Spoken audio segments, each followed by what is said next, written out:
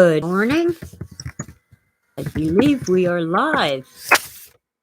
I've decided to start at 8 a.m. Pacific time instead of 9, hoping for a stronger internet connection. Let me go close the curtains to reduce the glare. Hi, kitty cat.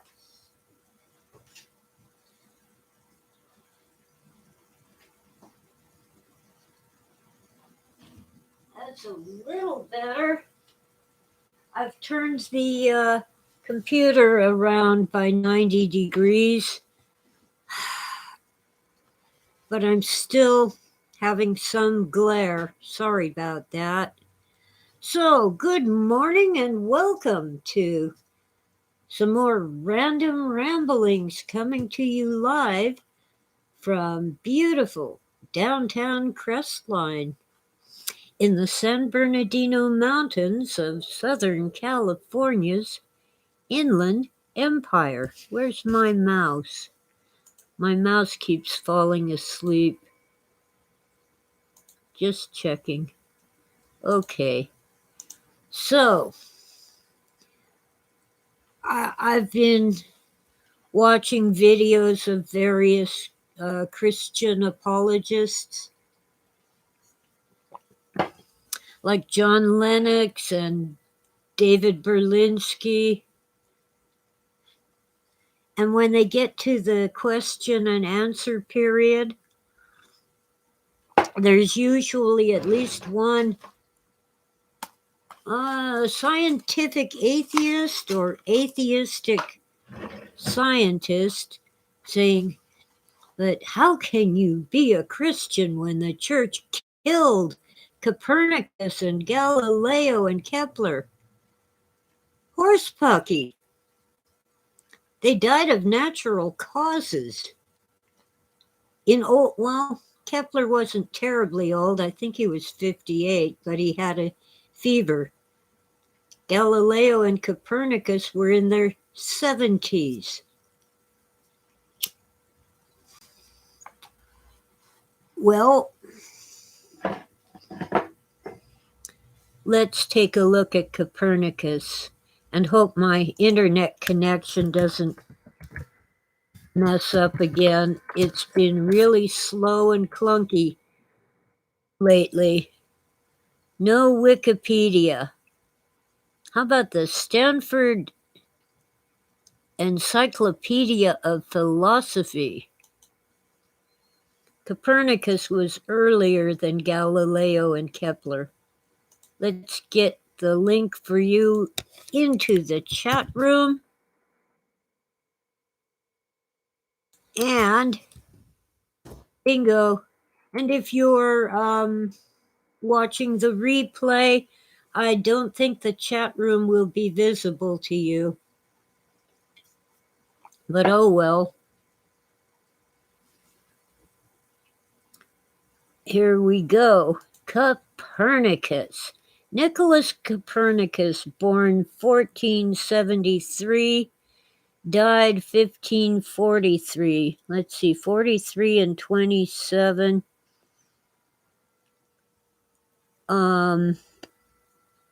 43 and 7. Okay, he was 62. I thought he was in his 70s. 27 and 4. Oh, no. 7 and 3 is 10. I'm not even doing the freaking math right. Okay, 43 and 7 is 50. Plus 20. Yeah, he was 70. God, my brains are beginning to work. It's earlier in the morning. It's a little chilly. I ran the heater for about 15 minutes, but I have to be really careful with the utility bills or I'll be in the dead of winter with the gas and electricity shut off because I can't pay the bill. Along about March or April, this special program for poor people will contribute to paying my utility bills, but the highest bills are in December and January and February, but mostly December, January, when it's snowing. Anyway, Copernicus, mathematician and astronomer who proposed that the sun was stationary in the center of the universe and the earth revolved around it. You see, Ptolemy, let me write that down in the chat. Ptolemy. Yes, it's not an Egyptian name, it's a Greek name, but the Ptolemies took over Egypt after Alexander the Great died. Ptolemy was one of Alexander's generals. Okay, so Ptolemy's geocentric model of the universe with the Earth in the center failed to follow Aristotle's requirement for the uniform circular motion of all celestial bodies.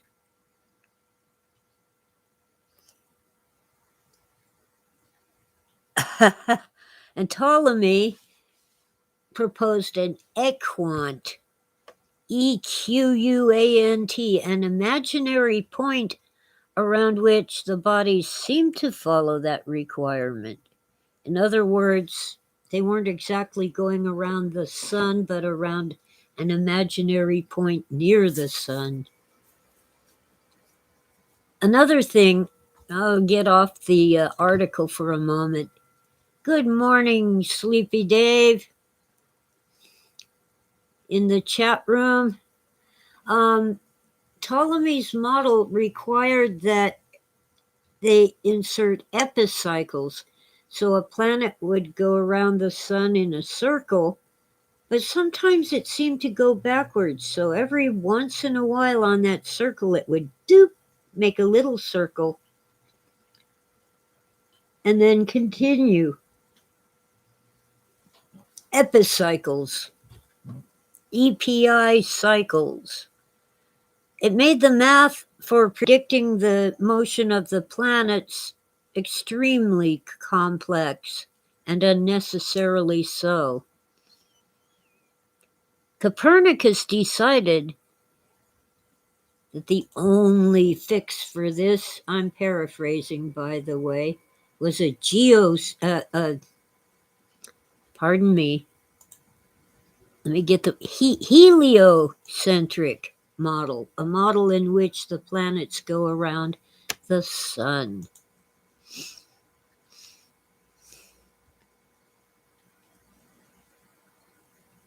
And he created his concept, I'm not reading this word for word, I haven't been, was that the whole universe should be modeled where the distance of a planet from the sun had a direct relationship to the size of its orbit. This idea was very controversial, but it began to change people's minds, especially scientists and especially astronomers. Now, this article is primarily about his science, not his life, but there's a little section on 16th century reactions. That's the 1500s. The fame of Copernicus and his book made its way across Europe over the next 50 years. And a second edition was brought out in 1566. Martin Luther had made negative comments about Copernicus because his sun-centered model seemed to contradict the Bible. Now, Martin Luther was a Christian, but he kind of gave up being a Catholic to become a Protestant. So don't blame this on the Inquisition. Luther was a Protestant.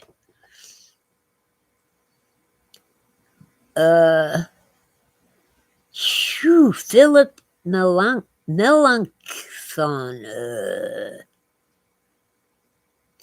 Copy.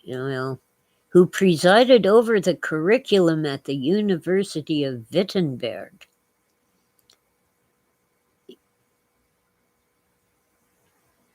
Eventually began to teach the ideas of Copernicus. Tycho Brahe, the greatest astronomical observer before the invention of the telescope, called Copernicus a second Ptolemy. He appreciated the simplicity of the system that Copernicus developed, but he couldn't adopt it, partly for the religious reason that it went against what the Bible seemed to preach. So he adopted a compromise, a geoheliostatic system in which the two inner planets revolved around the sun. That would be Mercury and Venus. But the rest of the planets revolved around the Earth.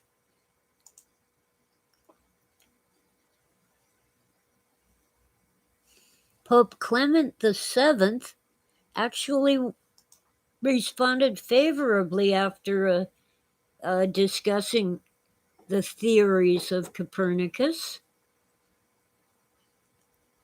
And Pope Paul III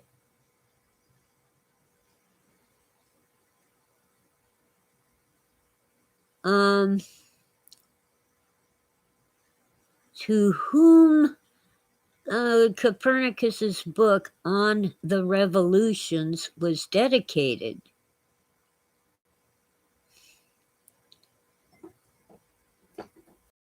But one of his trusted advisors wanted to condemn the book, but that advisor, Bartolomeo Spina of Pisa, fell ill and died without condemning the book.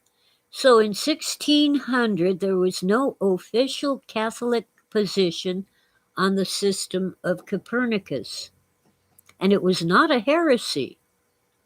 Now, when Giordano Bruno was burned at the stake in 1600 as a heretic, it had nothing to do with his support of the system of Copernicus. The accusations were of using black magic. And an astronomer at the University of Tübingen, Mikhail Nestlin, Michael Nestlin,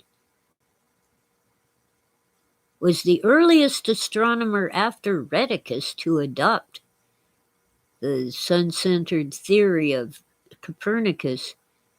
He wrote a popular textbook that was geocentric, that is, Earth-centered. He taught his students that the sun-centered system was superior.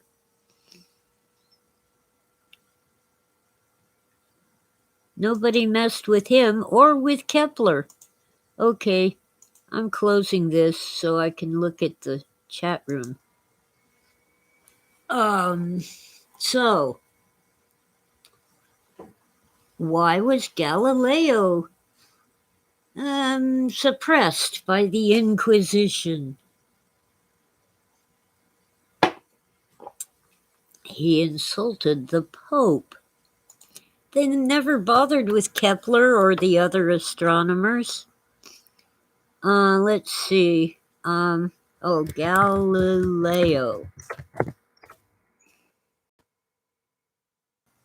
Blah, blah, blah, blah, blah. Not Wikipedia, please. Let's go to the Britannica. The Catholic Church. Come on. No. Don't do this to me. Come on. Britannica.com. Let's get that link into the chat room.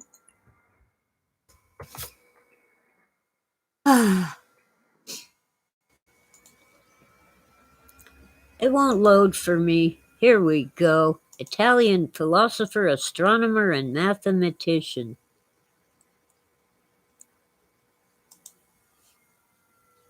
Born 1564, died 1642. An Italian natural philosopher, astronomer, and mathematician who made fundamental contributions to the sciences of motion, astronomy, and the strength of materials, and to the development of the scientific method. That's where I wanted to get. Okay, he called the Pope stupid and ignorant. He also called several of the Pope's relatives stupid and ignorant. They never tortured him. They actually described torture to him, but never did it.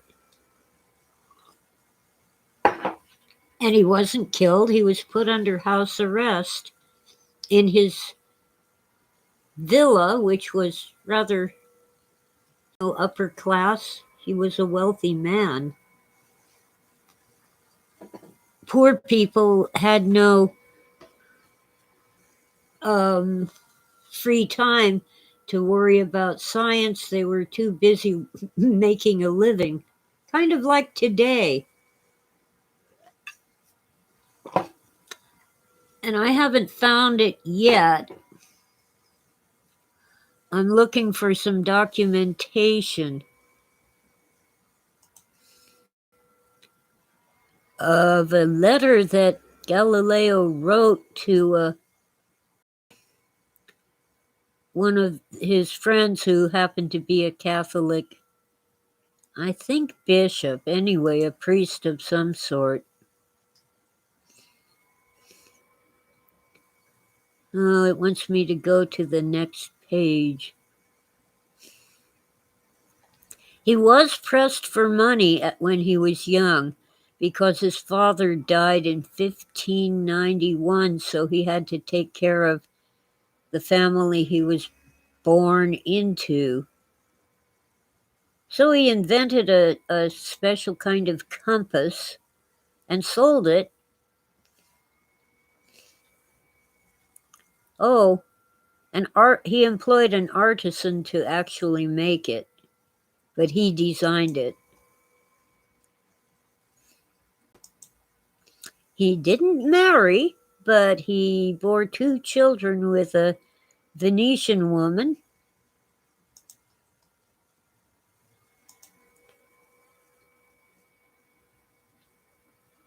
Okay, let me see.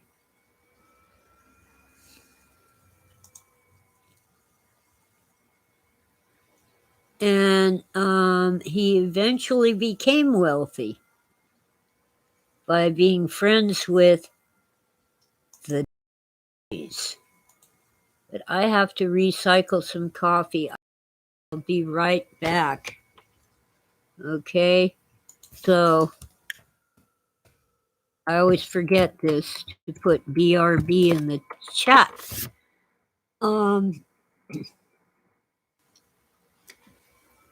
I'm looking for a letter that, according to David Berlinsky, he wrote to, I think, Benedetto, a Catholic priest of some sort, I think a bishop, because we got to the point where he established the scientific method. Be right back. Tora, are you going to say hi to your adored fans or not? Huh?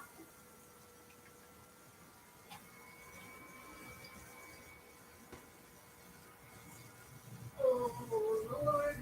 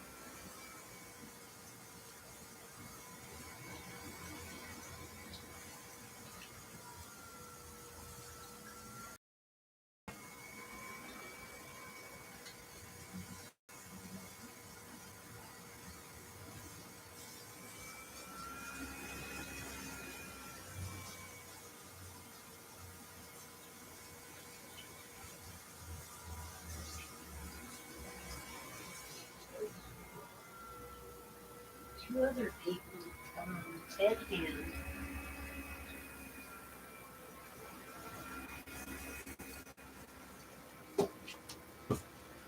and dum-de-dum, dum-de-dum-de-dum. Tora's boyfriend, well, an old tomcat who seems to have been abandoned, is waiting for me to open the door so he can come in and eat. He does this nearly every morning. Tora doesn't like him. Where is Tora? She's hiding. She doesn't like to come on YouTube for me. Anyway, okay. I don't think this article is going to talk about this. But anyway, he dedicated his book, I think his first book, this is Galileo, the Sidereal Messenger, in Latin, of course. All right, I'll accept cookies. No, I don't want to try a subscription. Jesus. Quit popping things over the text. Siderius Nuncius, in which he described that with his telescope he could see many more stars than with the naked eye. Anyway, he dedicated it to Cosimo II de' Medici, the Grand Duke of his native Tuscany, whom he had tutored in mathematics for several summers. And he named the moons of Jupiter after the Medici family. And he was rewarded with an appointment as mathematician and philosopher of the Grand Duke of Tuscany. And in the fall of 1610, he returned in triumph to Tuscany. So he was now a courtier and lived the life of a gentleman.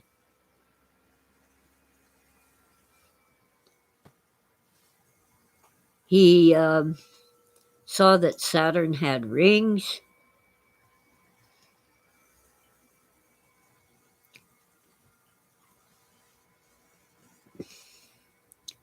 And he saw that Venus, the planet Venus, shows phases just like the moon. And even though it did not prove that the Earth goes around the sun, he did see that it undermined Aristotelian cosmology. You see, what Aristotle and Ptolemy both did was not to observe and test their theories. They just used logic and reason to find out what made the most sense to them according to their logic and reasoning. Galileo made observations, and he was converted to the Copernican system. Now, this Encyclopedia Britannica says it was a key turning point in the scientific revolution. Okay, that's enough. Hi, Howard.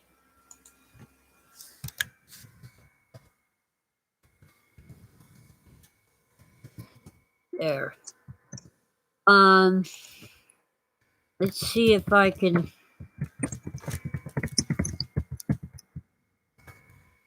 I don't know how to spell Benedetto, but I think Google knows what I said.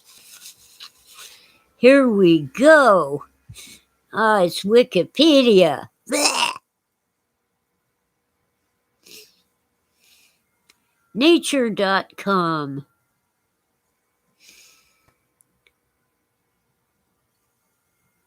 Here we go. That nature just uses one piddly part of it.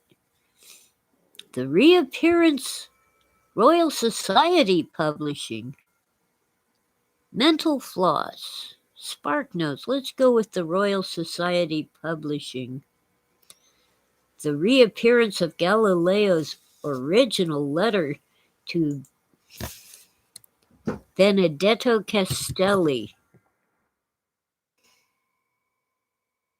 Here's a link for those in chat. Okay.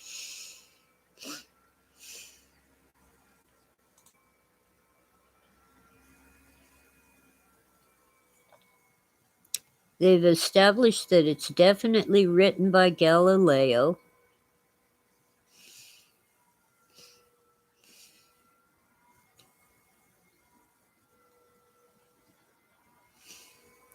It defends the theory of Copernicus regarding astronomy.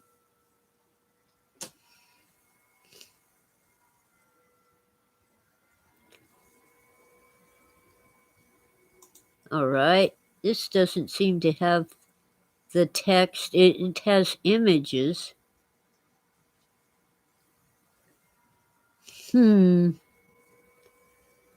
Well, I'll go with what I remember. Oh, he had... Okay, here we go. Benedetto Castelli was a Benedictine monk and professor of mathematics at Pisa, and he had been a pupil of Galileo when Galileo was teaching.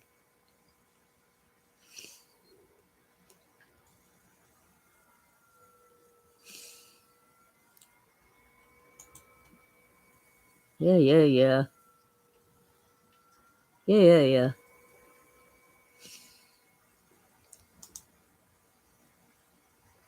Okay.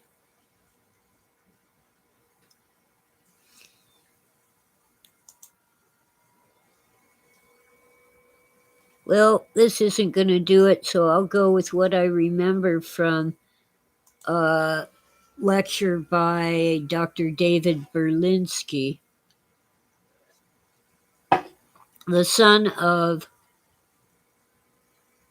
German Jewish parents who fled Germany because of the Nazis, stopped in France, but then fled from the Vichy government that was collaborating with the Nazis and ended up in the United States. But last I heard, David Berlinsky lived in Paris. Anyway, he says that according to Galileo, yes, of course, the Bible is inerrant. It's God's word. We treasure it.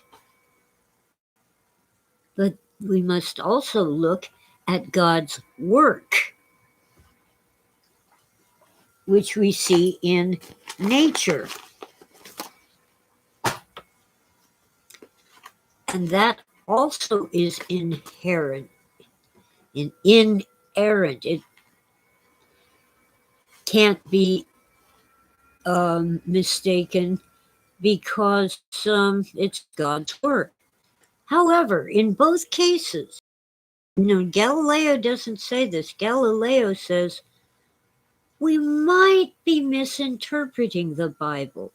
It's God's word. It's God's word. It can't be wrong, but we might misinterpret it. So we need to look at God's work, the world of nature, such as the planets going around the sun. But just as there's a priestly caste that interprets the Bible, we need a priestly caste to interpret God's work, the world of nature. And since God's work is displayed in mathematics, only mathematicians,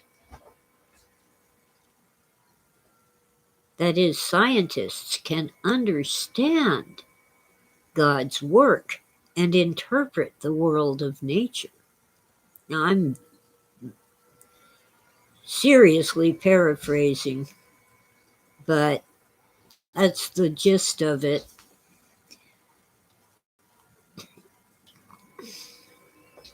And Galileo established the scientific method. You make an observation, form a hypothesis, and then test the hypothesis. The word he used for test was prove. Prove does not mean establish fact, it means test. And you follow the evidence wherever it leads. But what strikes me every time I listen to Berlinsky talking about Galileo's letter, is that now, these days, scientists in general keep insisting that mathematics is not science. And yet, Galileo set up mathematicians as the scientists to explore the universe and interpret it, to be the scientists. It's a little cognitive dissonance, don't you think? Yes, David Berlinsky, Oswald. Hi, Oswald. Let's type in the chat room. Let's make sure my cursor is in it. Anyway,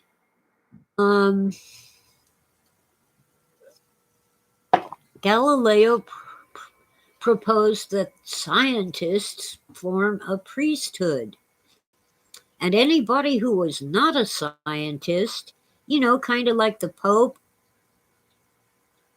shouldn't be interpreting God's work, the universe, the world of nature. That was not where he insulted the Pope, but he kind of implied it. He didn't mention the Pope. I inserted that. Anyway, so Galileo in the 1600s set up scientists as priests, just like the Catholic priests and even the Protestant ministers, that you can't question them. They're the experts and you are not. Problem with that is we have a plethora of examples of scientists being wrong.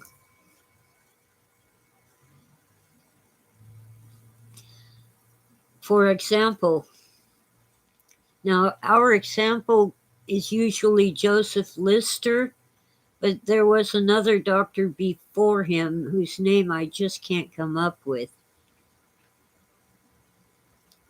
insisted that surgeons wash their hands between patients, especially after handling corpses and then going to deliver babies. They had women dying from puerperal fever, a disease an illness they got after giving birth, and the women would die and the infants would be motherless. And he figured out that you should wash your hands. Well, the medical establishment rose up in arms against being such a sissy. Men don't wash their hands. Those were scientists.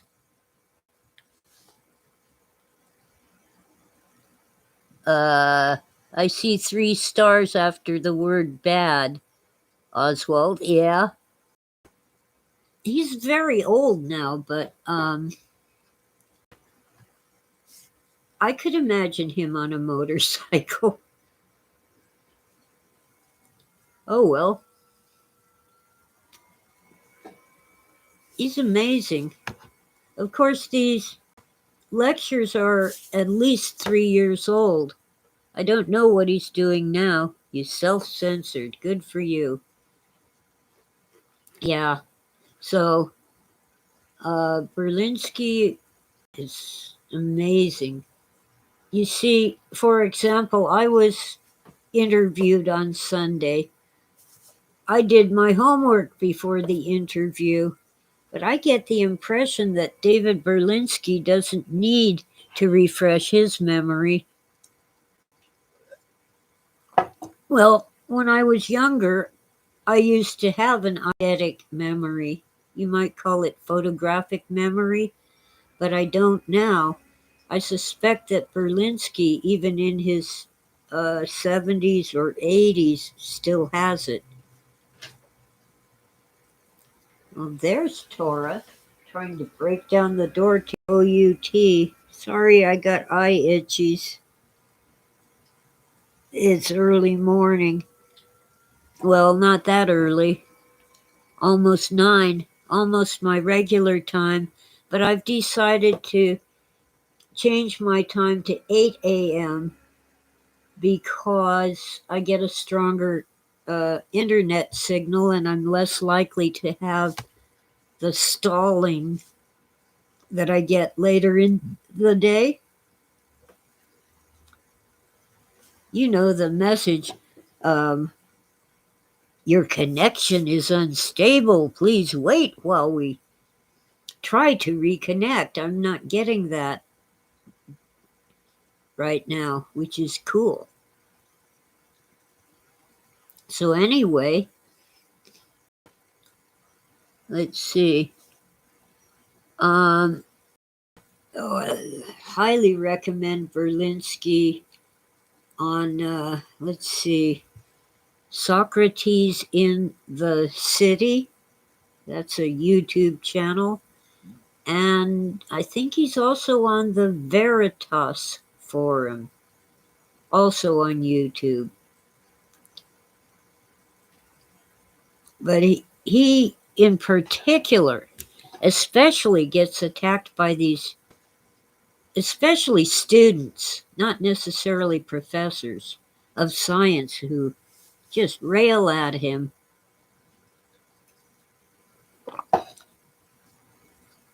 about falsifiability. If you can't test it to prove it true or false, it isn't science. You can't let it into the field of science. And as I've said in the past, and I'll keep on saying, you need to change the name of your field, because what you're doing is only the tiniest bit of science. Science is a broad range of exploration of the world around us and the universe around our planet. Do you know that even in the early 20th century, scientists thought that the Milky Way, our galaxy, was the entire universe? And then this guy named Edwin Hubble started looking around with a really good telescope. And he looked at the Andromeda Nebula, just a fuzzy, hazy cloud. We had nebulas all over the place, inside the galaxy, around the edges. And when he looked at the Andromeda, my tongue isn't cooperating with my brain, Andromeda Nebula, in the constellation of Andromeda, said, hey, wait a minute, that looks like a galaxy.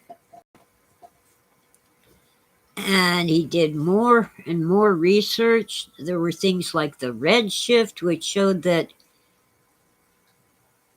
not only were there other galaxies, but they were moving away from us at a very high speed. Einstein was terribly upset about that. Einstein believed in the steady state universe. It's eternal. It has no beginning and no end. And it just kind of sits there. Things within the universe revolve, they spin, but basically what you see is what you get, and it's always been that way and always will be that way. Well, Hubble's redshift, which kind of showed that things were moving away from us, which slowed down the beams of light, the rays, so that they looked more red than they ought to. That kind of said, no, the universe is changing. But it took the 1960s and a genius, see it, my memory's shot. Stephen Hawking. I believe he was still a student when he proposed that, gee, if everything's moving away, let's run that backward in time. At some point, they must have been much smaller, densely packed, close together. And of course, we get the Big Bang, which was actually an insult hurled at that idea, that theory, that, don't be ridiculous. Because if you carry it to the limit, to the extreme, there's a point where things are so closely packed together, all of space, all of time, and all matter and energy get so closely packed together that poof, there is no space, there is no time. And how much matter and energy can you put into no space and no time? 0.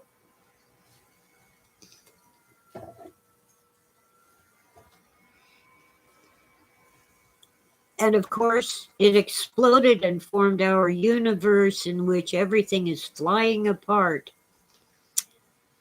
Well, this Big Bang is ridiculous, the experts said.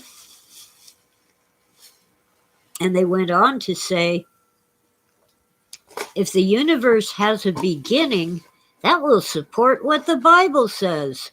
We can't have that. In the beginning, God. To my mind, the Big Bang sounds an awful lot like God spoke. God said, let there be light. That's the first thing he created. And the astrophysicists say, well, the Bible got that right. The first thing after during the Big Bang, I guess, was light. Energy came first in the form of light. Now we talk about photons. Apparently, light has mass. It's matter, but it's also energy. And we talk about whether it's particles or waves, and some people call light wavicles. They're kind of waves. Oh, you evil thing. Try connecting. I am connected. All right. Come on, you evil mouse. Come on. I've got to track down. My mouse just won't wake up. Come on, wake up. There's this thing called a pop under that I didn't know was there. One of the websites I visited popped an ad under my main screen, so I didn't know it was there, but it was messing with the internet connection by using up bandwidth. That's evil. Okay. So anyway,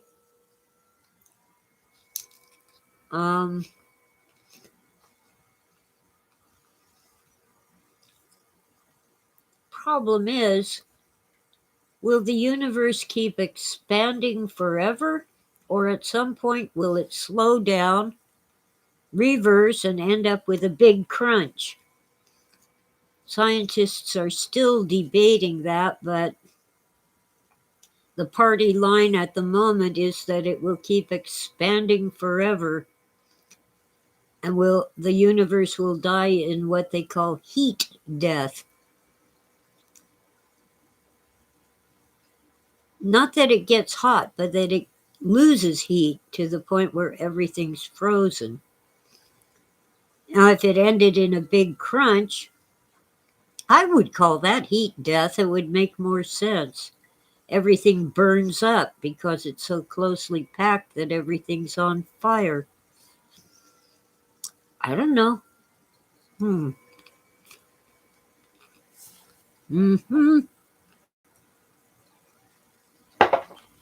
Tora, come say hello. Bad kitty. Hang on while I eat a chip. I'm back to eating Pringles again. I don't know what they're doing to potato chips. I think they must be using an oil that tastes nasty.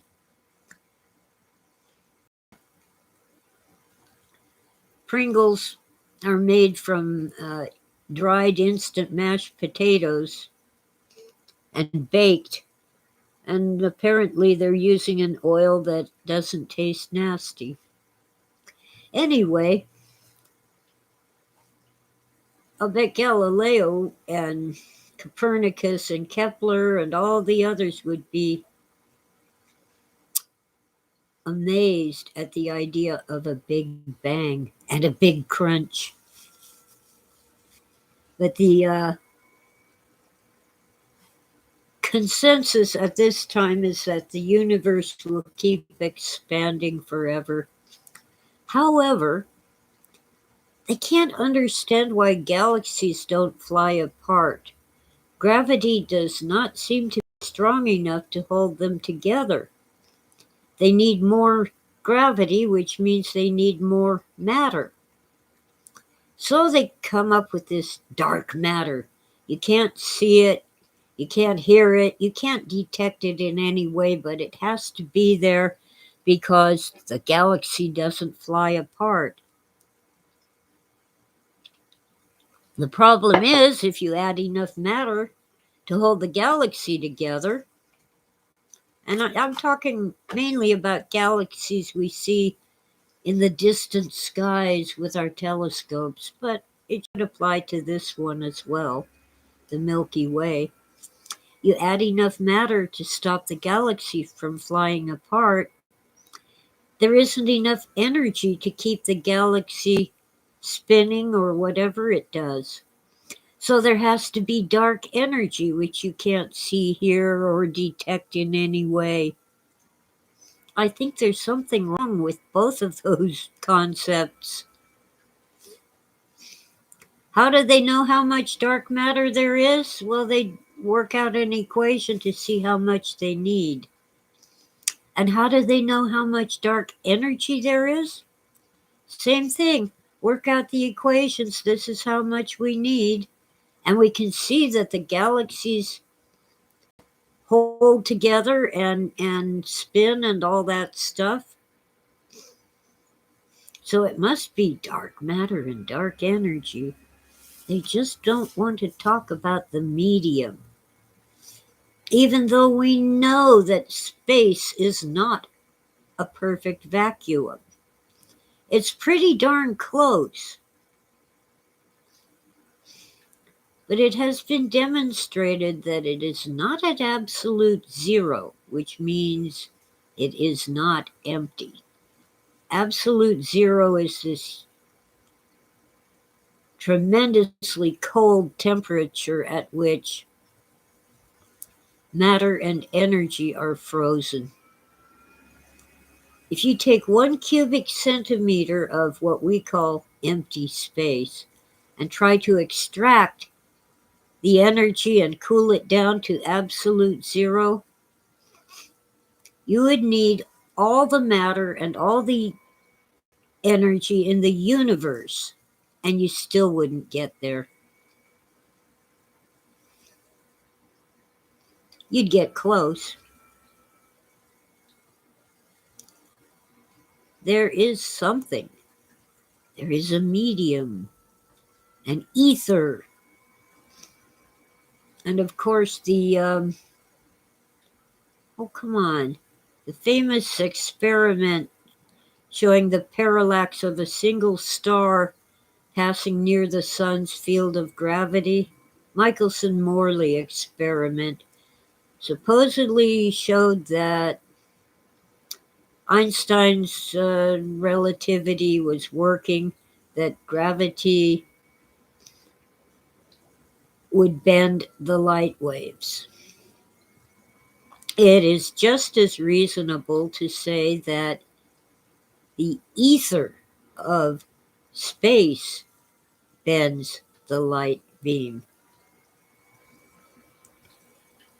Experiment can prove both theories.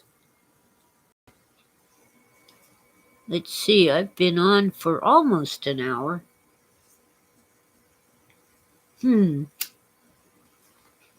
Almost up to the usual starting time. So, imagine if we had a Galileo, a Kepler, a Copernicus today. Well, we probably do, but they're being censored. Their ideas are ridiculous.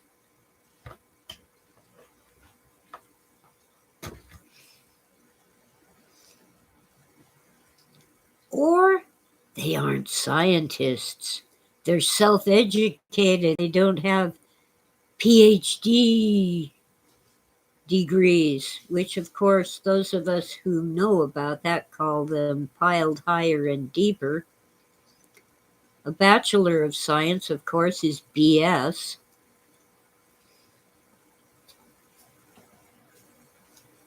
Truly. Well, I have a Bachelor of Arts, so that's a bad, donkey, ASS. I also have an MA. I haven't come up with one for that. I have a master's in English literature, so I guess my proper title is not Mrs., but Master, because I have a master's degree. Why is my chat room so quiet? I depend upon you guys, so my babbling can actually begin to make sense.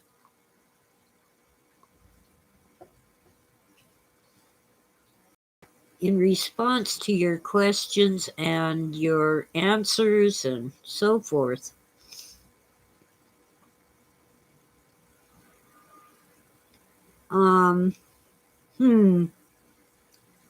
Well, there we go.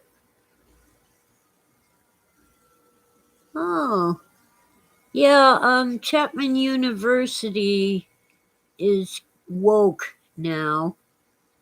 But yes, I can't remember the professor's name myself. She teaches film, and Oswald tells us she gave a lecture about human trafficking. I taught at Chapman College. It's a university now. Chapman. I got my degrees at Chapman as well, my BA and my MA. So it is my alma mater.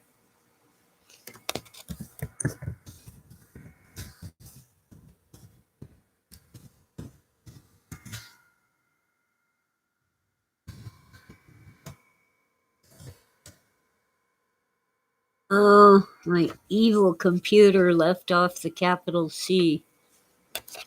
Chapan. I got my Associate of Arts, which is, BA is a bad one. AA is a double one. I don't want to say bad words. Anyway, yeah. I'm an alumna as well as a former professor. Hillsdale in Michigan and University of Chicago. Isn't University of Chicago where, she's the geologist teaches, the one who looked at the Sphinx. I keep blanking on his name.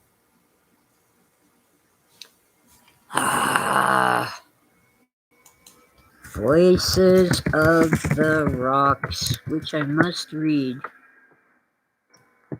Robert Schoch.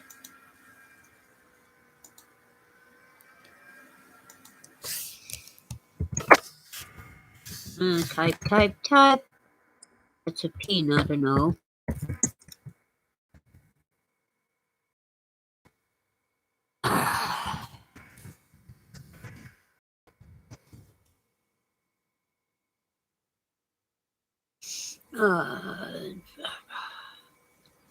Yeah, well, human trafficking is a terrible problem here in the Inland Empire, primarily down in Riverside. We have various organizations that help to rescue victims of human trafficking, especially sex trafficking. And of course, the police have special task forces to crack down. It has become a huge problem, and it often involves drugs as well as sex.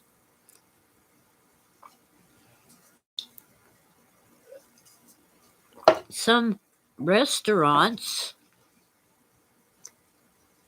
not around here, but in big cities, actually have slave labor.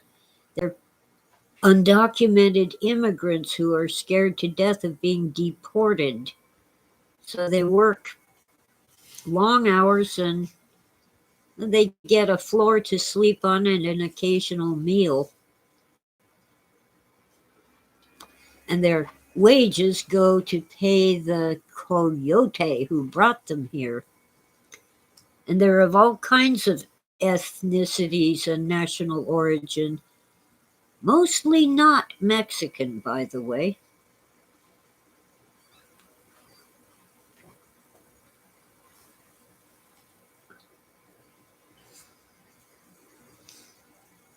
So anyway, we have more and more homeless people who had jobs and had places to live don't anymore.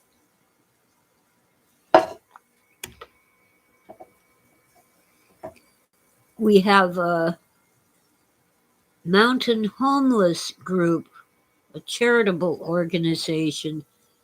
They go around with jackets and blankets and hot meals to try to help.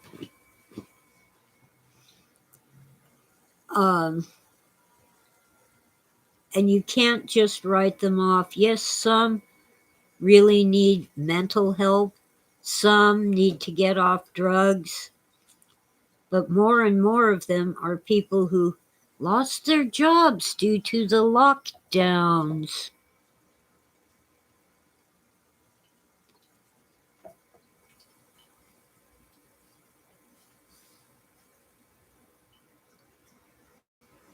And it's a serious problem. For one thing, these mountains are forested and there's lots of brush. So when they try to get some heat on a cold night or cook a meal, they'll set up a campfire and they don't know how to do it safely. So some organizations provide them with propane stoves and propane heaters, which are not foolproof but much safer than gathering some wood and setting it on fire on the ground.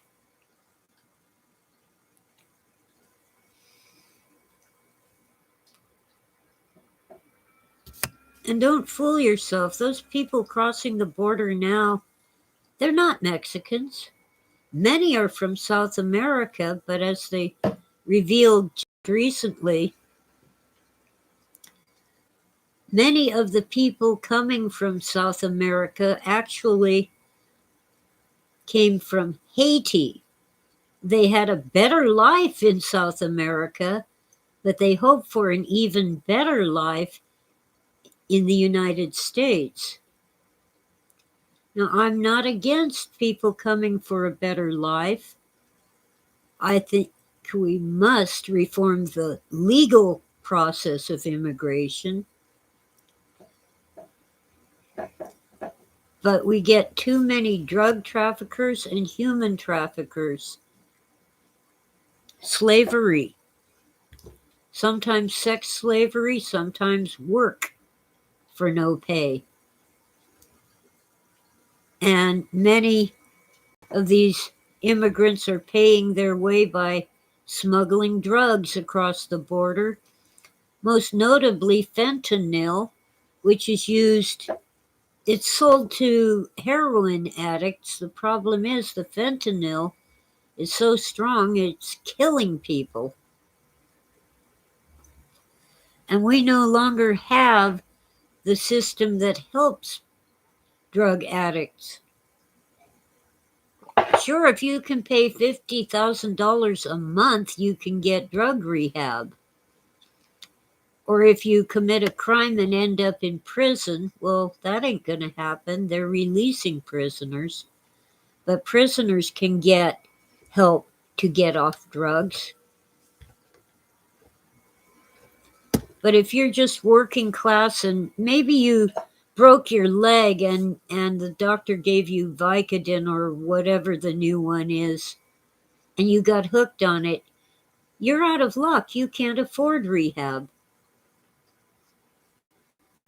To the street with 10 or 20 bucks and buy something, because it isn't just the withdrawals. You're still in pain, and the doctor has cut you off because you got addicted to the painkiller. And the doctor has to cut you off because the DEA, the Drug Enforcement Administration, will go after the doctor if he doesn't. But he can't offer you help because you don't have $50,000 a month to pay for rehab. You just have 10 or 20 bucks to get your painkiller that you actually need because you're actually in pain. Hi, Witta. Witta in the chat. Now, in my case, when I broke my leg, the doctor gave. After a few days, I realized that it wasn't touching the pain, but I was starting to get withdrawal symptoms between doses. So I got rid of them. I wasn't about to go there. Don't want to get hooked. And they didn't really work any better than an aspirin or an ibuprofen. Besides, aspirin and ibuprofen are anti-inflammatory, which is a good thing. You don't want too much inflammation around a wound.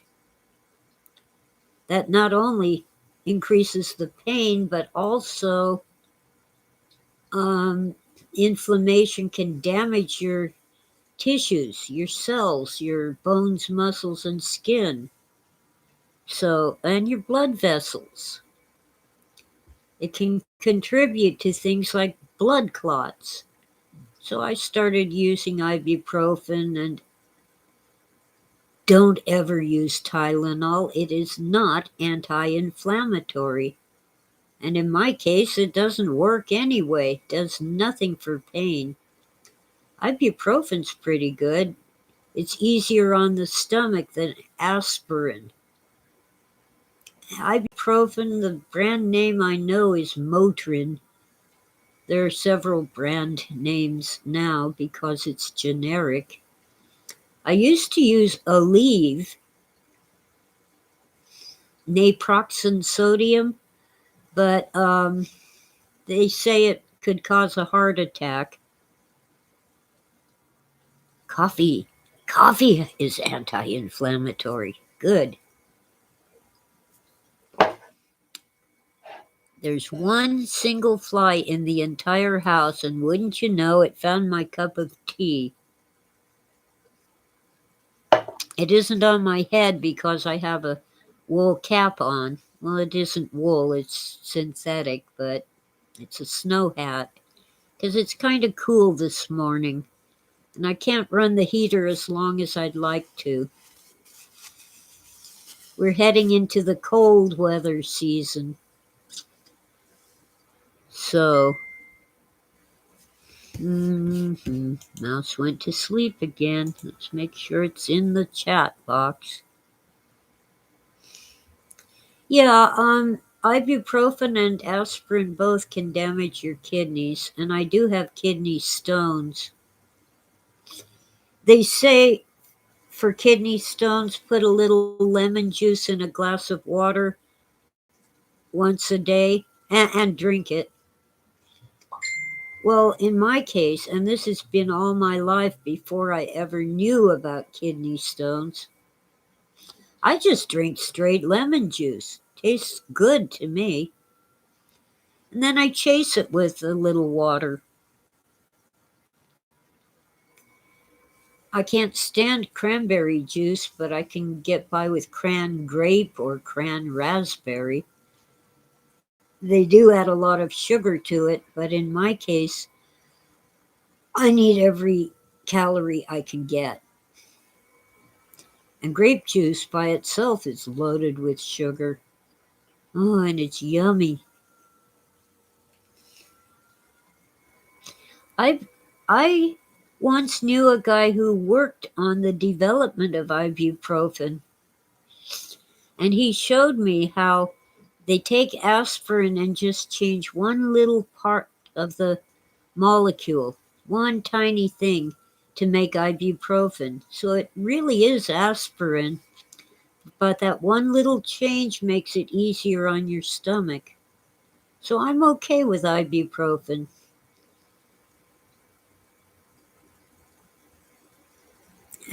And when it comes to aspirin, I like to use Alka-Seltzer, fizzy drinkable aspirin.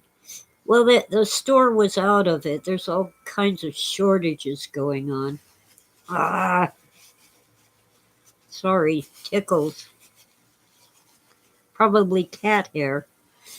I got this generic brand, and the darn thing is sweetened, not with sugar, but with aspartame.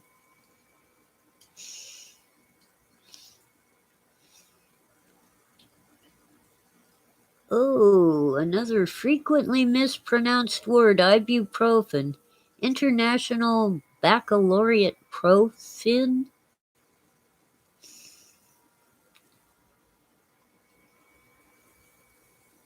I don't know.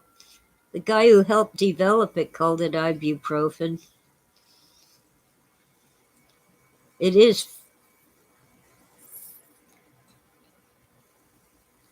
ibuprofen, okay. Yeah, it's ibu.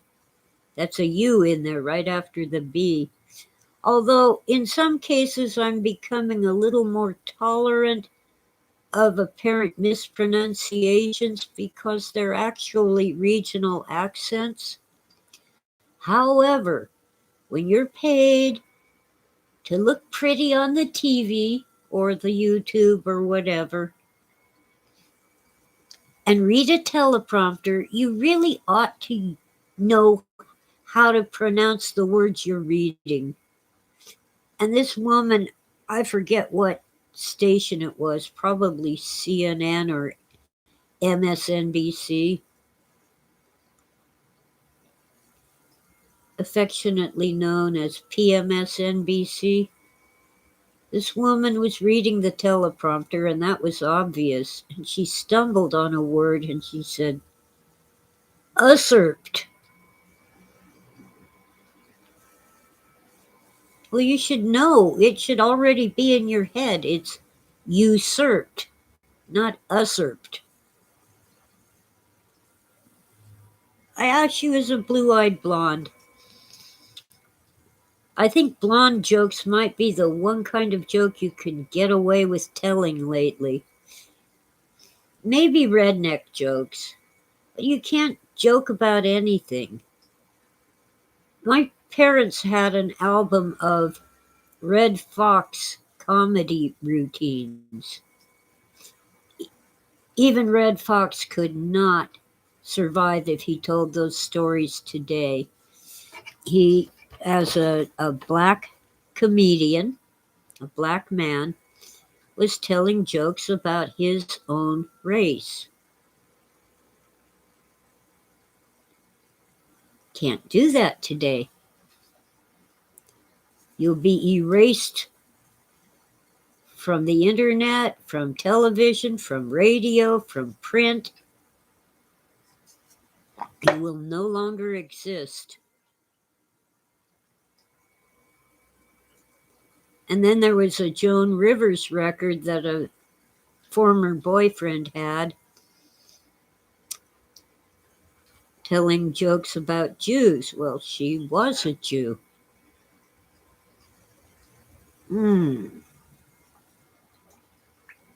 It's time to air out the house and vacuum the rug.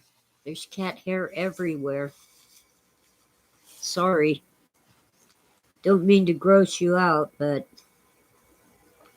anyway, we've been well over an hour. And I'm just kind of rambling again. Just remember, Copernicus was not persecuted and certainly not killed by the Catholic Church or anyone else. Nor they didn't bother Kepler. Giordano Bruno's trial had nothing to do with Copernicus. It was about black magic. And he was a Jesuit priest who gave up his vocation to travel around Europe, getting rich and performing magic tricks for stunned audiences. And if he hadn't started out as a Catholic priest, he might have been okay. And Galileo was put under house arrest and made to recant his support of the theory of Copernicus because he called the Pope and several of the Pope's relatives stupid and ignorant. The original backlash against Galileo came from scientists who insisted that Ptolemy was right and Copernicus was a nutbag. And the Pope originally defended Galileo. They never tortured him. They simply explained to him what torture was about. But the basic fundamental reason why Galileo recanted was that he really could not prove the Copernican model.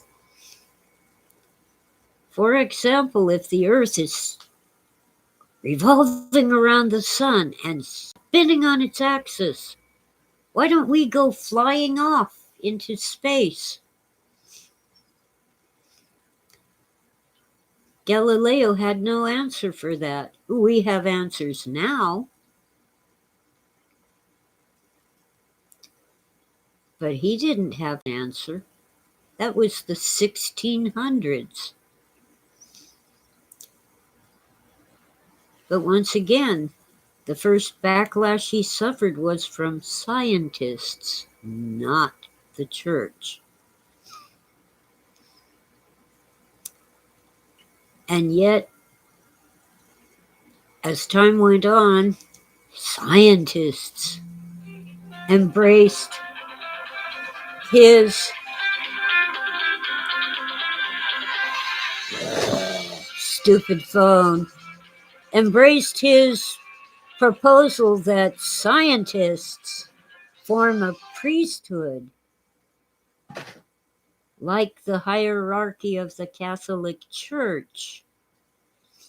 So only scientists can rule on matters of science. And if you look at these theories and say, that's nuts, can't be, makes no sense, your opinion doesn't matter unless you have a PhD in science. Even if you have your doctorate in, literature or the law or sociology or whatever, doesn't count. Sociology is trying to become a science, but the leaders of the physical sciences aren't buying it. Yes, smartphones are definitely Galileo's fault. It's a smart aleck. So on Sunday, yesterday, I guess, wait a minute, this is Tuesday, days ago, I was interviewed for 2 hours along with Ted Hand, who is he's a professor and something of an expert on Philip K. Dick, and Bill Cyril, William Cyril, but friends call him Bill, who actually knew Phil and spent a total of a month staying at Phil's house with his third wife, Nancy. Wait a minute. Well, I say third. Others say fourth, but Phil didn't count his first marriage. It was like it lasted a month or two. And he told various stories about why it ended. But anyway, she went on to marry someone else and have a good life. No problem. But Phil and Nancy were living in San Rafael, and Bill Cyril visited twice for a total of about a month, brainstorming the plot for Phil's novel, A Maze of Death. And Bill has both studied and I think written about Philip K. Dick. And I met him once. He's a good man.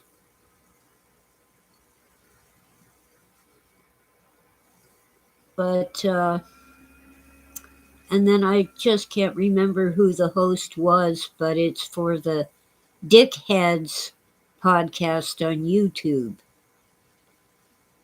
Now it was recorded and it will be edited, but eventually it will show up.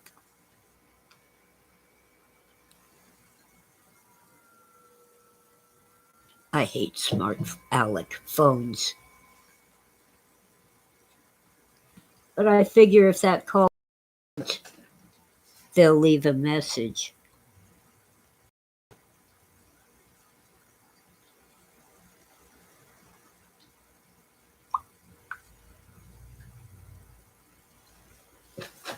Okay, the Facebook message required a response, so I hit thumbs up. Anyway, things are going okay, but I'm really nervous. My son was able to help me cover the bills this month. He is not getting tons of money from his father's estate. he has a job. So the little he does get is just, not that much. Well, hi, Morgan. I was thinking of signing off, but I think I'll just refill my water and be right back.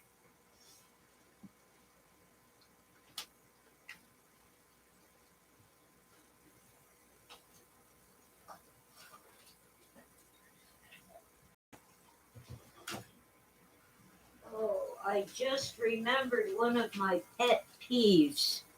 When people are talking and they want to indicate that something is like something else but not quite the same, they'll say it's somewhat of a. That's wrong. It's something of a. And yes, I do scream, at least mentally in my head, when I hear someone say, well, it's somewhat of a. No, it isn't. It's either somewhat, no, of a. For example, it's somewhat cold here, but it's something of an ice cube. Ice cubes are not whats, they're things. Okay, got that off my chest. Let's see what else my smart aleck phone wants from me. It wants me to play words with friends.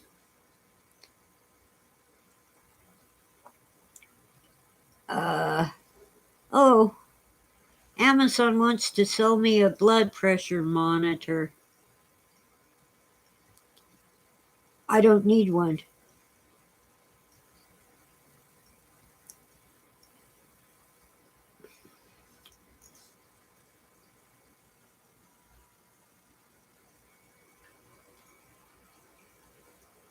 Okay. All done, you smart aleck phone.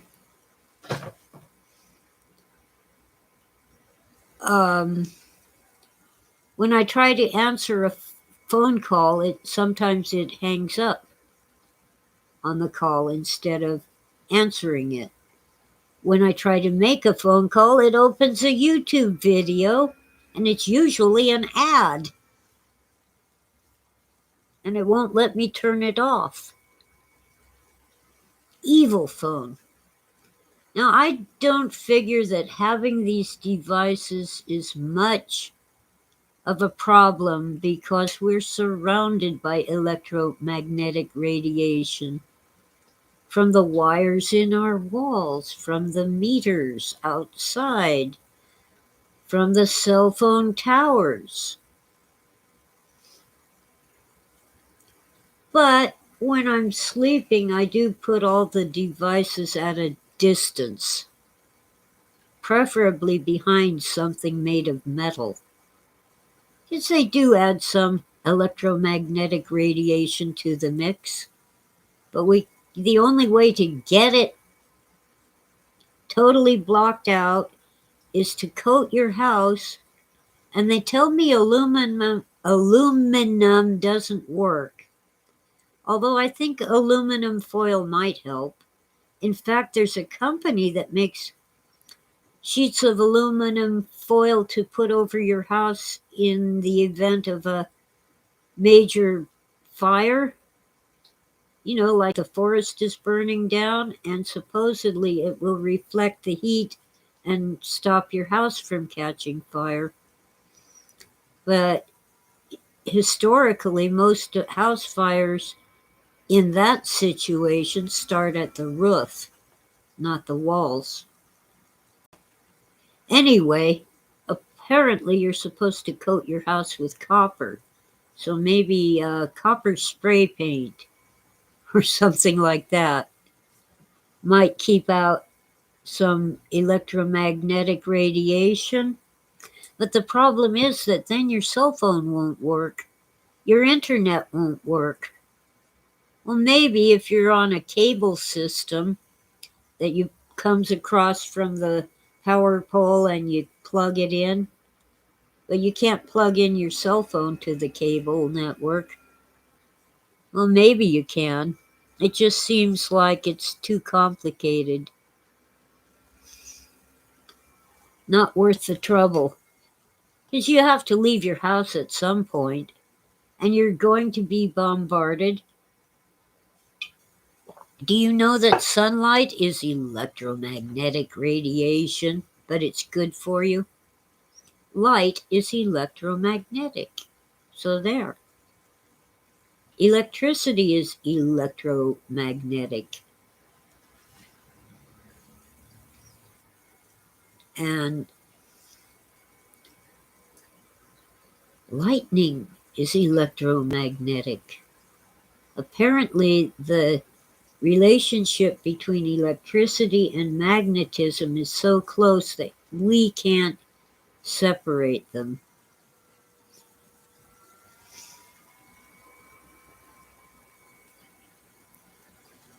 That's why electricity is transmitted through metals that can also be magnetized, like copper. We don't use iron, even though most of our magnets are iron, but we use those magnets to make electricity.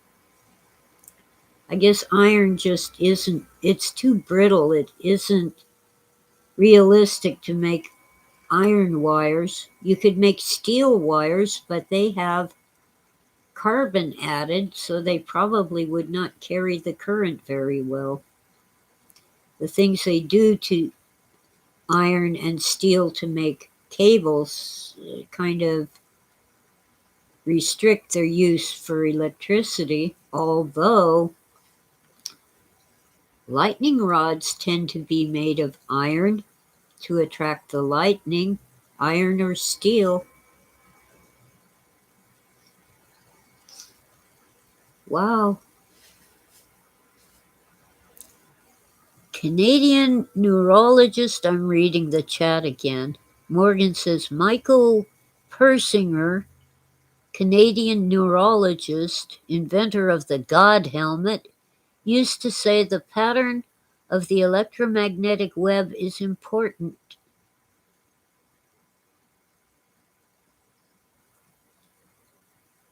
It has an effect on the brain/organism. Interesting. Well,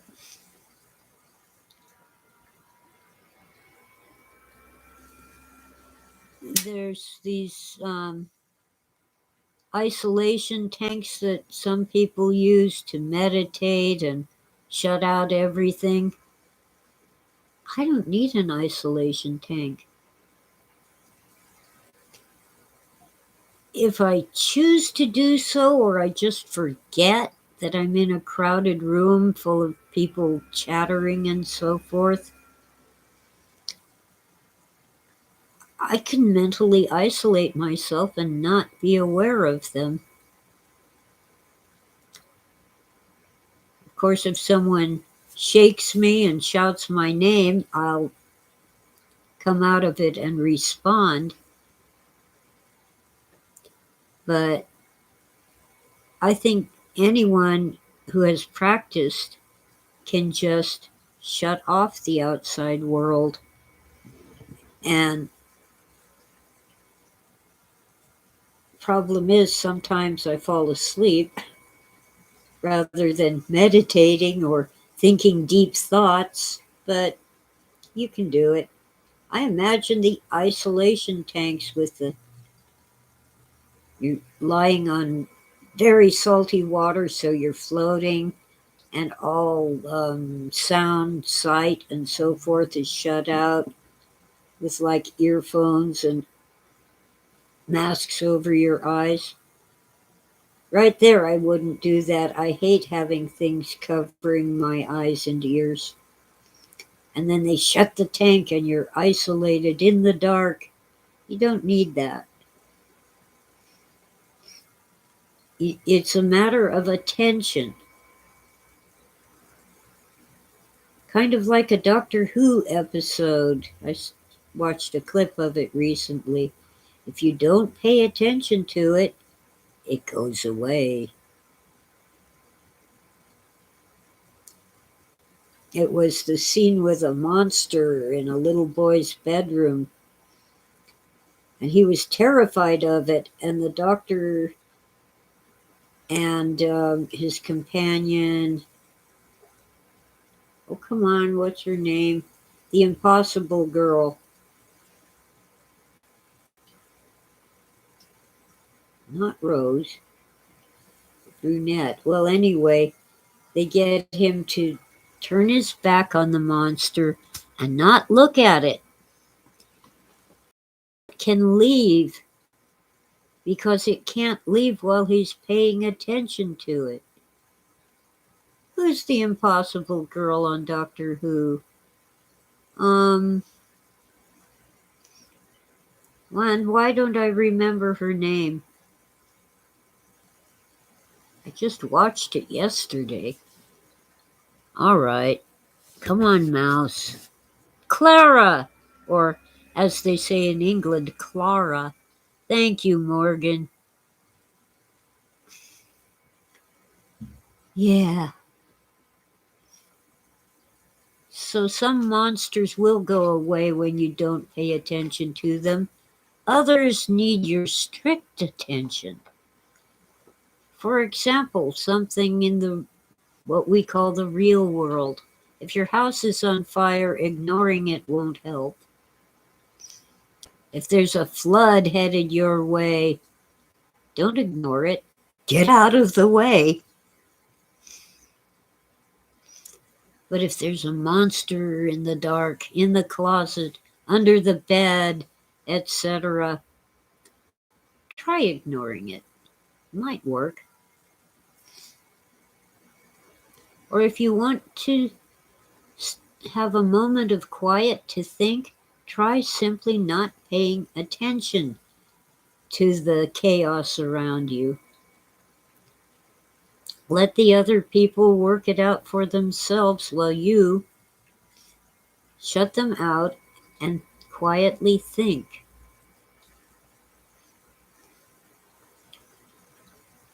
It can work. By the way, there's no monster. Well, there used to be no monsters under my bed. I had the mattress on the floor.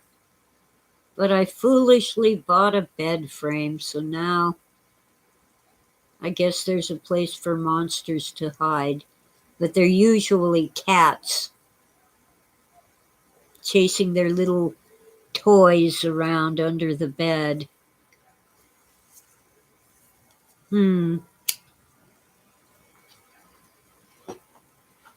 Oh well.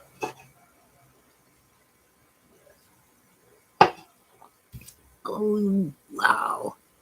And some things, if you ignore them, you end up with problems. Like today is the day I have to pay the bill for my internet service. If I don't do that, there's a $5 late fee. And if I still don't pay it, they'll shut off my internet and I won't be able to visit my wonderful chat room on my YouTube channel.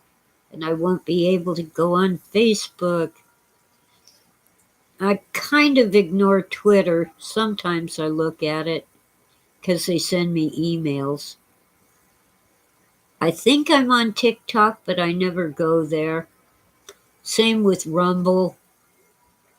I don't know. I've joined a few things just because it seemed like a good idea at the time. Once in a while, I watch something on Locals because they don't censor things the way this platform does. And I suppose I could at least put up an introduction video on Locals, but I haven't done that yet. Their site actually is kind of clunky. It takes a long time to load, a long time to play a video, whether it's a live stream or recorded. So I imagine it will take a long time for me to record a video on locals, but I will give it a try eventually. I'm giving up Goodreads because it has problems that you can research on the internet.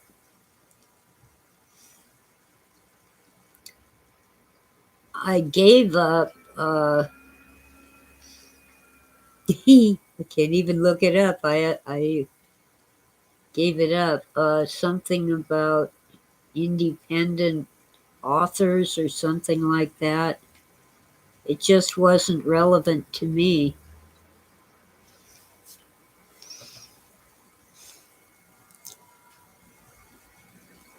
Well, no, Wita, you don't have to pay to listen on locals. It is complicated. But no, if you want to use the chat room, you have to pay. Most channels on locals are set at $5 a month, and you can buy just 1 month. I don't buy anything, but you can watch the videos for free. You can read articles for free. You can even like them with the little thumbs up thingy, but you cannot use the chat room. So locals is okay. I wouldn't mind the $5 a month being paid for my channel, but locals takes a chunk of that, and they use some weird cryptocurrency that I've never heard of.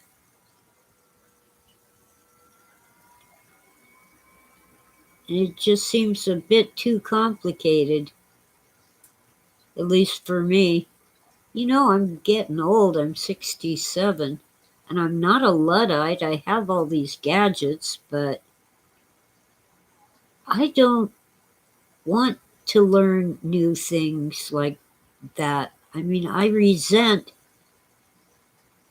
being forced to learn all these new things on my computer, how to use cryptocurrency, how to get it into my bank account so that I have what I consider actual money.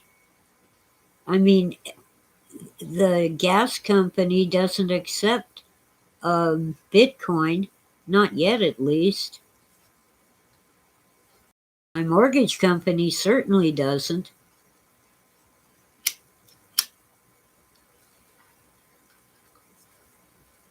And stinking Facebook,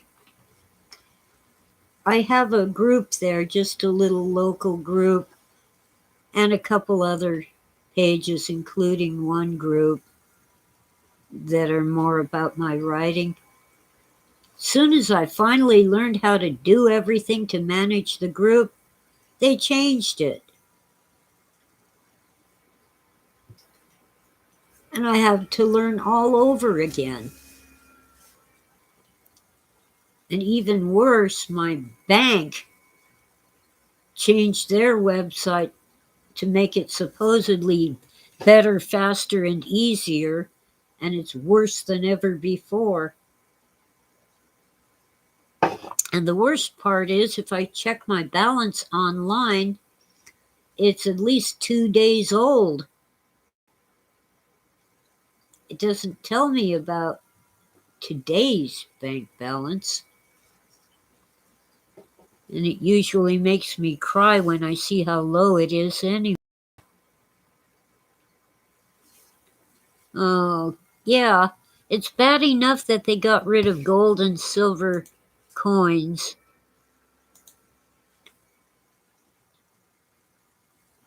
So we have copper and nickel. Now, if you want to deposit coins in your bank account, most banks will now charge you a fee for counting your coins.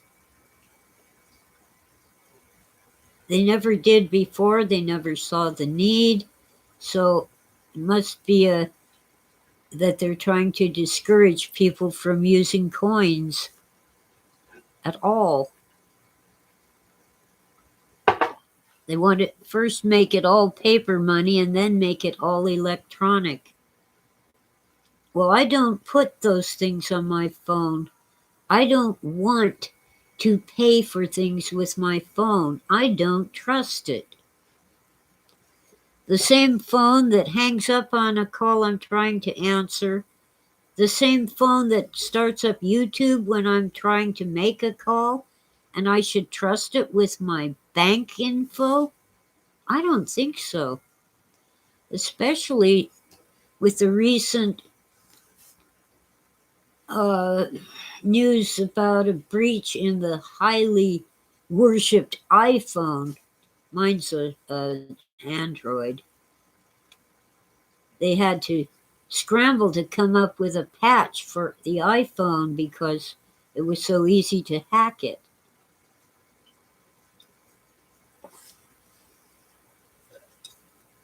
It's bad enough when I have to give up on YouTube.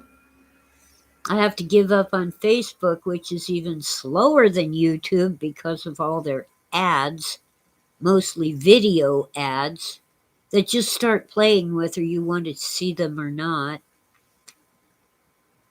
But sometimes I'll give up entirely because I can't even get my email. And I go to shut off the computer, and there's a Microsoft update waiting to be loaded. And that's why I couldn't go on Facebook, was that Microsoft had a critical update. They found another flaw that would let hackers in.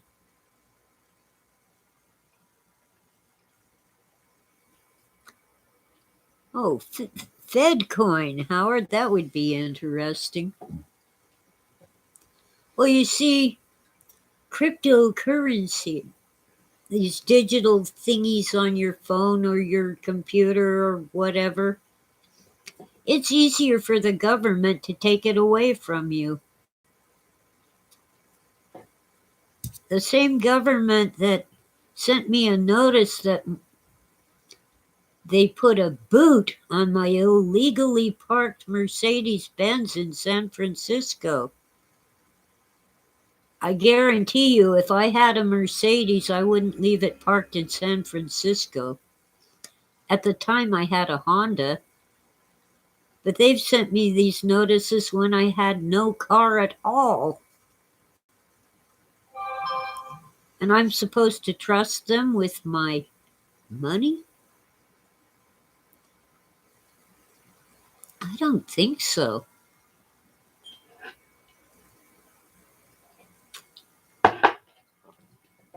Or how about the code enforcement who told me I had to get rid of the old used tires that were piled up on my property?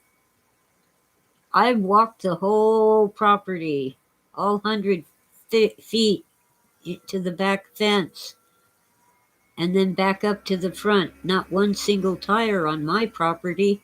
They were at a house 2 doors away. I didn't tell them because I hate code enforcement more than I hate my lousy neighbors with the used tires all over their driveway.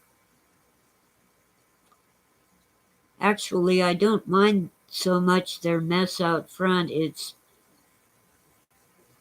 that they're very noisy at all hours of the day and night. And in the current situation, law enforcement simply cannot do much about it.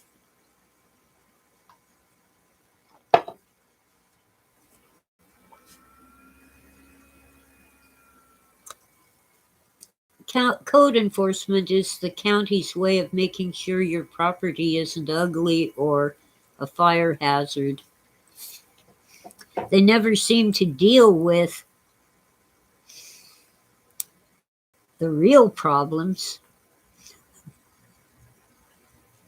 They kept fussing at me because I had some herbs, like black mustard and feverfew, wildflowers and herbs that I had planted, and they were 6 inches tall.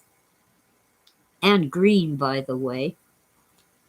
When the vacant lot behind me had brown weeds as tall as my waist. I didn't see them bothering them because that was a business property and they were going to build an office building. In the meantime, the seeds from their weeds infiltrated my yard, and I'm still pulling weeds that came from there, the seeds blown by the wind. I call them foxtails. They're grasses that look kind of like wheat, but they are not wheat, and you would not want to eat it. And they have little stickery seeds that can get in your pet's fur. They'll stick to your shoes and socks and the cuffs of your slacks. And they have some kind of chemical irritant in them. They cause terrible itchies. Anyway, no, I don't trust the government with anything, especially the federal government. I mean, they're like 3,000 miles away in Washington, D.C. And it's the unelected bureaucrats who sit at their desks deciding how I should live 3,000, I should check the distance, thousands of miles away.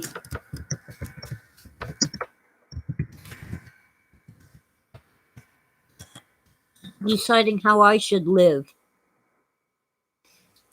Okay.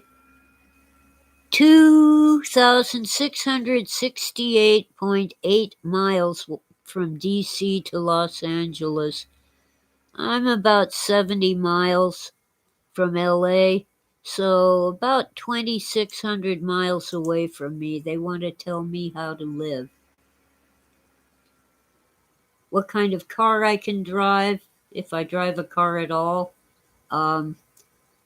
What kind of paint I can use on my house, what kind of fuel I can put in my car. I guess we're going all electric. We'll all be driving golf carts.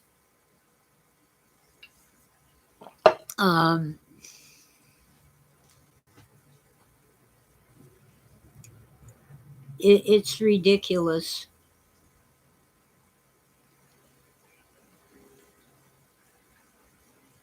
And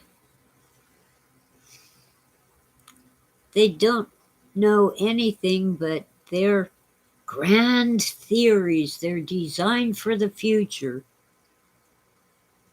I'm sick of it. Local government tends to be somewhat responsive to the people who live here.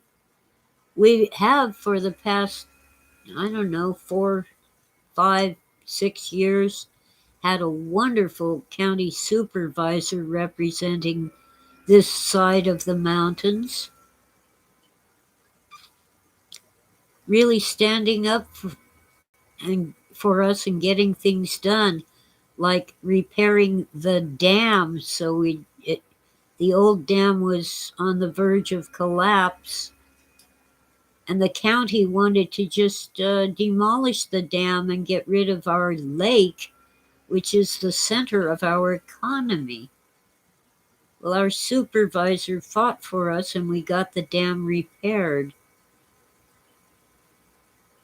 I mean, it was built in the 1930s, and they were not finished building it when torrential rains came down. I think it might have been 1938, thereabouts, and filled the reservoir before the dam was finished. So it has been a mess.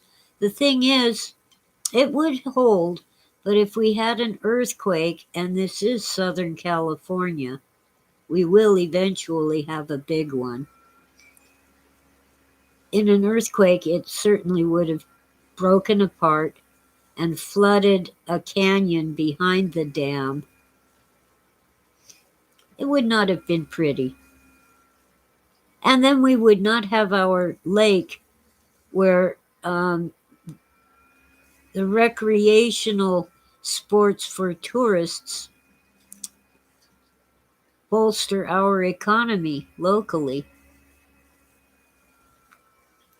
Well, anyway, I've been on for nearly 2 hours now, and I haven't had breakfast because I started an hour early, and I think I'll start at 8 a.m. from now on. My internet connection works a lot better earlier in the morning. What happens is more and more people wake up, turn on their computers, and get online, and there's only so much bandwidth available from the tower. So everybody gets slowed down except those who have tons of money to spend, which I don't. By the way, I've started putting my PayPal Me link in the description below the video. You don't have to have PayPal to use it if you've got $5 or $10 to contribute toward the fund for winter heating.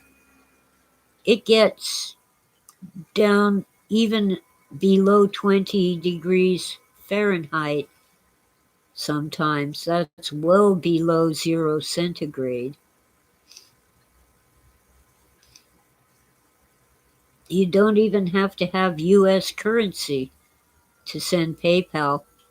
PayPal will convert it to dollars for me.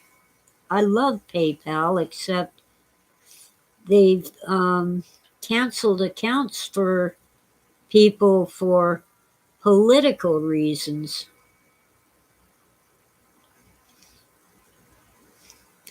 They canceled accounts for media. I guess Fox News still has PayPal because they run ads on YouTube, but some of the others don't. They've even canceled people you never heard of. And they hold on to their money for months while they decide whether to give them back their own money. Ridiculous. But I trust them a little more to keep out hackers than I trust the banks. If I notice suspicious activity, I tell my bank. But PayPal notifies me of suspicious activity. And the credit union does as well. They'll call me on the phone. Did you buy such and such at such and such a store? And I can say yes or no. The bank, I keep the account there because my Social Security goes into it. And I like to keep that separate from other sources of income like donations and like the pittance I earned from Amazon. Last month, all my books on Amazon, all together in all the countries where they're sold, came to about $35, and that was the most I've made in a single month. Go figure. Yeah, leaving Facebook for Telegram. Well, I think Facebook owns TikTok, and I hate TikTok. I didn't notice that earlier. Well, anyway, it's time to get going and get some breakfast. All of you have a wonderful day, and type. Thank you so much for listening and chatting. Love my chat room. Never would have come up with Clara's name if Morgan hadn't given it to me. All of you guys, Howard and Witta and Oswald and Dave and did I say Morgan? All of you have a wonderful day. Peter Johnson just popped in. Well, Peter, it's the end of the show. I hope you were just lurking and you didn't just come in now. I'm almost at the 2-hour mark, and I have nothing more to say except to babble some meaningless stuff. Yes, I plan to have a good breakfast with I'm thinking maybe fried egg sandwich, something like that. Okay, catch you all later. Bye.